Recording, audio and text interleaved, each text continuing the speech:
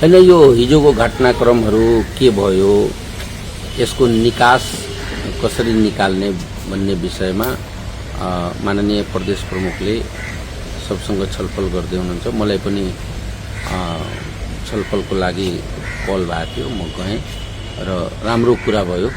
घटनाक्रमको बारेमा पनि कुरा भयो। संविधानले निर्दिष्ट गरेको जो व्यवस्था छ, खास गरेर कसरी सरकार बनाउने, बनेको सरकारको विधि प्रक्रिया के हुन्छ, त्यसै विषयमा त्यसै सेरोफेरोमा कुरा भयो। राम्रो कुरा भयो। एउटा कुरा यो 1 र 2 र 3 को कुरा छ। यहाँको धारणामा अहिले अब सरकार कुन आह्वान कुन धारा अनुसार हुनुपर्छ? म कानुनको विद्यार्थी त होइन, तर मैले जे जति संविधान पढेको छु र व्याख्याताहरूसँग सुनेको छु कोशी प्रदेश लगायतको अन्य ठाउँमा,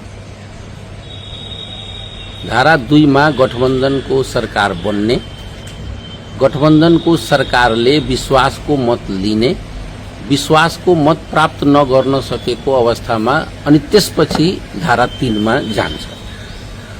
अब धारा 2 अनुसार बनेको सरकार हो मेरो नेतृत्वमा, यो चाहिँ ट्रायलमा गएन।